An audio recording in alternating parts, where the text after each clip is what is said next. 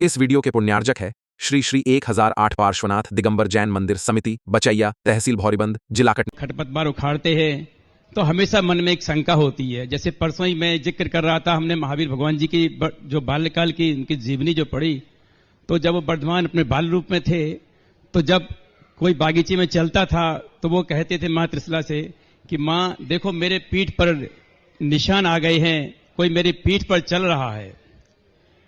तो महाराज जी, हम लोग क्या सांसारिक जीव हैं, और अब तो तीर्थ क्षेत्रों में भी, मंदिरों में भी गार्डन लगने लगे हैं, पेड़ पौधे लगने लगे हैं। आप लोग भी जब विहार करते हैं तो घास पर नहीं चलते हैं, तो हम लोगों के लिए आपका डॉक्टर साहब भूमिका के अनुसार है। इतनी करुणा जिसके अंदर आ जाती है वो तुरंत मुनि दीक्षा का श्रीफल चढ़ा देता है। महावीर स्वामी की करुणा इसलिए थी कि उनको मुनि बनना था। आप डॉक्टर हो, आपने अपने डॉक्टरी काल में मेढक चीड़े होंगे जरूर महाराज जी। हाँ, इसलिए चीर दिए, फिर भी आप मुनि नहीं बने। और मैंने एक मेढक चीरती हुए देख करके खिड़की में से कूद के भागा, क्योंकि मुझे मुनि बनना था। जय हो, जय हो। अब इन्होंने कहा तो मुझे वो संस्मरण याद आ गया। ऐसी करुणा उनमें जागती है जिनके भविष्य का नियम से उद्धार या मुनि व्रत या मोक्ष जाना नियत हो जाता है, उनकी जागती है। मुझे अच्छी तरह ध्यान है, 9th क्लास के अंदर बायोलॉजी लिया था, तो 11th का प्रैक्टिकल होता है कोई, तो हम लोगों को पीछे खड़े होकर, डिसेक्शन चल रहा था, पीछे खड़े होकर हम लोगों को देखना मात्र था। एक चपरासी था, नाम अभी भी याद है पूरा नाम का, मॉडल हाई स्कूल का सागर का, और वो हौदी में से एक मेंढक पकड़ के लाया सीधा, लटकता हुआ पकड़े हुए, और सीधा टेबल पर उसको उल्टा किया, कुछ सुनाया उनको, तो और सीधा उसके पेट पे कैंची चलाई। जैसे उसके पेट पे कैंची चली, कैंची मेंढक पे चल रही थी और पेट मेरा फट रहा था, और ऐसा लगा जैसे मेरे, और मैं खिड़की में से कूद के भगा, और कूद के भागने के बाद फिर उस क्लास में नहीं गया। 1 महीने तक सारे टीचर सब मनाते रहे, सब ने कहा साहब देख भाई अभी मेंढक कब काट रहा है, मनुष्यों को बचाएगा, ये करेगा, वो करेगा, लेकिन किसी ने, अब मैं सोचता हूं उन मास्टरों की बात मुझे समझ में क्यों नहीं आई, क्योंकि मुझे आचार्य गुरुदेव की बात समझना थी। इसलिए खूब समझाया उन्होंने, कहा देखो अभी ये मेंढक काट रहा है, हम भी जानते हैं कि जीव को दुख पहुंचा है, लेकिन इसके बहाने से अपन कितने जीव बचाएंगे, कितने लोगों के कितने बेटे बचेंगे, कितने, बहुत समझाया। एक पांडे सर थे बहुत हैवी, वो घंटों घंटों समझाते रहे, और उनका भाव था कि ये पढ़े, लेकिन मैंने कहा कि नहीं, मैं इस प्रकार का पढ़ाई नहीं कर सकता हूं। अब सोचता हूं, उस समय तो ज्ञान में था नहीं कि क्यों ऐसा हो रहा है, अब सोच रहा हूं कि ये मुनि पर्याय बता रही थी कि तेरे अंदर इतने सहन करने की क्षमता ही नहीं थी, इतनी हिंसा हो जाए। तो डॉक्टर साहब, इतना करुणा का भाव जिस दिन जिसके अंदर जाग जाता है, वो महावीर जैसा मुनि बनकर के भगवान बन जाता है। अन्यथा यदि इतना ही सब यदि मान लिया जाए तो ऋषभ देव किसी का उपदेश नहीं देते। ऋषभ देव ने जो मुनि नहीं बन सकते हैं, ऋषि बनो या कृषि करो, कृषि में कितनी हिंसा है।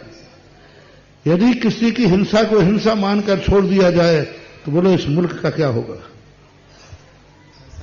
यदि कृषि में कितनी हिंसा है, घास होती है, खेत के खेत एक दिन भर में साफ कर दिए जाते हैं, गायों बैलों के लिए घास काटना पड़ता है, पेड़ पौधे भी काटना पड़ते हैं, और हरी फसल के लिए पूरा घास होता है तो और जब हालो ट्रैक्टर चलता है तब पूरा एक दिन में सब स्वाहा हो जाता है।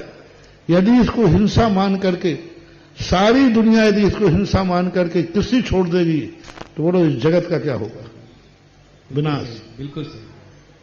आप ही नहीं, महाराज भी चले जाएंगे, क्योंकि महाराज की अंजलि में वही अन्न आता है जो खेत में उत्पन्न होता है, और खेत में अन्न वही उत्पन्न होता है जो असंख्यात जीवों को मार करके बनता है, इसके बिना बन नहीं सकता। तो ये जो बातें जो कही जाती हैं, ये महावीर की करुणा के लिए बात कही जाती हैं, ना कि तुम्हारे लिए खेती को त्याग करने की नहीं कही जा रही। ये करुणा के महावीर कितने करुणावान थे, ये महावीर की महिमा का पॉइंट था, ना कि किसी और हिंसा को छोड़ने का उपदेश था। क्योंकि गृहस्थ जीवन में यदि ये सब बंद हो जाएंगे तो आप जी नहीं सकते, आप रह नहीं सकते। आप पे पग पग पर हिंसा है। आप घास की बात कर रहे हैं, पानी में हिंसा है, आप नहा नहीं सकते, आप लेट बाथरूम में जा नहीं सकते। आप कितनी हिंसा करते हैं बाथरूम में जाते हैं। आज लेट बाथ में आप जाते फिर इसके अंदर एक व्यक्ति एक बाल्टी से निपटता है, जितना भी लगता हो, वो भी आप नहीं कर सकेंगे। आप मकान नहीं बना सकेंगे, आप गाड़ी नहीं चला सकते। आप गाड़ी चलाते हैं, जब भी गाड़ी चलाते हैं, यहां घास की बात है, जब आप गाड़ी चलाते हैं कितने असंख्यात जीव मरते हैं। घास में तो एक इंद्रिय जीव ही मरता है, लेकिन गाड़ी में तो असंख्यात जीव मरते हैं। सोचो कभी हिंसा पर ध्यान दिया जाए तो संसार में कोई गाड़ी में बैठ नहीं पाएगा। तो ये प्रसंग को हर जगह तुलना मत करो। ये मत कहो कि गार्डन क्यों लग रहा है। ऋषभदेव के समय महावीर स्वामी का गार्डन कितना मजबूत था।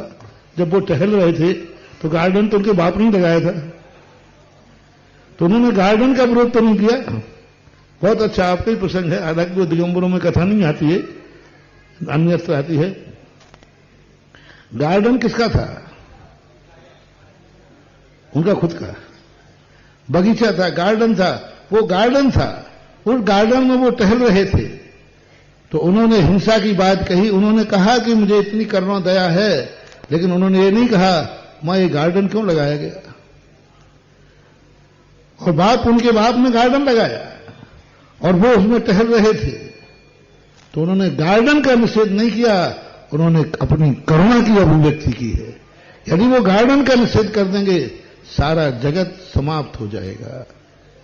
जो मुनियों में करुणा होती है, यही करुणा आप में जाग जाए तो आपकी गृहस्थी चल नहीं सकेगी। भगवान के चरणों में कई फूल चढ़ा देते हैं तो फूल कहां चढ़ पाए? कुछ भी नहीं, मूर्ति नहीं बन पाएगी, मूर्ति नहीं बन सकती। तो ये सब भूमिका के अनुसार हैं। आपको इतना यदि वैराग्य हो रहा हो तो अभी एक जो श्रीफल चढ़ाया, शायद परम संरक्षक तुम बनने इसलिए आए हो कि शायद परम संरक्षक चलते चलते मुनि बनने का श्रीफल चढ़ जाए, क्योंकि डॉक्टर साहब को बहुत करुणा जागी है कि लॉन में बहुत बड़ी हिंसा होती है। ऐसा परिणाम तो होने वाले मुनि में ही जागता है। जैसे मैंने अपना खुद का उदाहरण दिया और जगत का उदाहरण दिया, हर जगह नहीं लगाओ। भगवान, हम मुनि महाराज लोगों की चर्या देखोगे, हम लोग पानी को छूते नहीं है, करुणा। यदि यही करुणा को हम मान करके देखो, तुम्हारे मुनिराज पानी को छूते नहीं, तुम्हारे मुनिराज घास पे चलते नहीं, फिर तुम्हारी सब्जियां कहां से आएंगी? तुम फिर सब्जी की तोड़ोगे कैसे? घर में कभी क्या है, कहीं से भी है। तुम्हारे मुनिराज घास पे चलते नहीं, तो फिर तुम्हारी सब्जियां कहां से आएंगी? तुम्हारी गृहस्थी कैसे चलेगी? नहीं, ये मुनि की महिमा है, गृहस्थ की भूमिका गृहस्थ की है। लॉन भी बनते आए हैं, मंदिरों में भी लॉन बनने के उल्लेख मिलते हैं, आपके बगीचों में भी मिलते हैं, लेकिन वे लॉन इसलिए है, कभी कभी किसी करुण भव्य जीव के लिए वो लॉन वैराग्य का कारण बन जाता है। तो किसी की को वैराग्य का कारण यदि लॉन बन रहा है तो मैं समझता हूं, हे भगवान, सभी जगह लॉन हो। जब जब लॉन पे कोई चलेगा एक मुनिराज हमें मिलेगा, क्योंकि मुनिराज जब वो लॉन पे चलेगा तो उसके अंदर करुणा जागेगी। करुणा जागेगी तो वो दीक्षा लेगा, इतने डॉक्टर साहब मैं लॉन का विरोध नहीं करूंगा, क्योंकि मौन पर चलने वाला एक मुनि होता है, उसको करुणा जागेगी। नहीं तो कैसे करुणा जागेगी?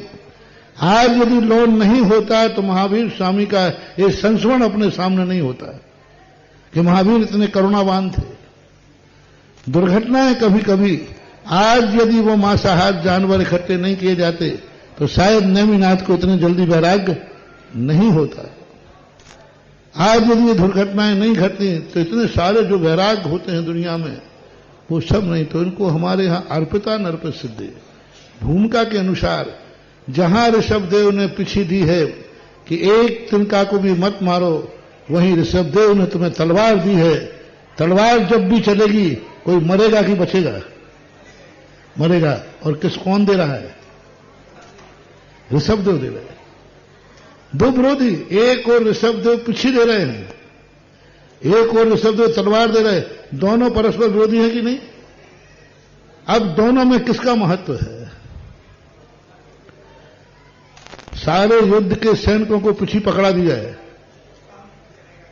सारे सैनिक को एक एक पिछी दी जाए और सारे मुनिराजों को एक एक बंदूक दी जाए। है? बोलो, यदि सैनिक को पिछी मिल जाएगी देश बर्बाद हो जाएगा, और मुनिराज को बंदूक मिल जाएगी मुनिराज ही बर्बाद हो जाएंगे। देखो, ऋषभदेव, एक ही ऋषभदेव ने पिछी का उपदेश और तलवार का उपदेश देकर क्या संदेश दिया कि हमेशा पिछी से काम नहीं चलेगा, कहीं तलवार भी जरूरत होगी, तलवार से ही काम नहीं चलेगा, कहीं पिछी की भी जरूरत होगी। बस ये उदाहरण पर आप चिंतन करो कि ऋषभदेव ने तलवार और पिछी और ये खेती आदि जितने भी आरंभ परिग्रह के कारण हैं, ये ऋषभदेव ने सिखाए। उधर जाकर मुनियों को ये तक कह दिया तुम घास पर पैर भी मत रखना।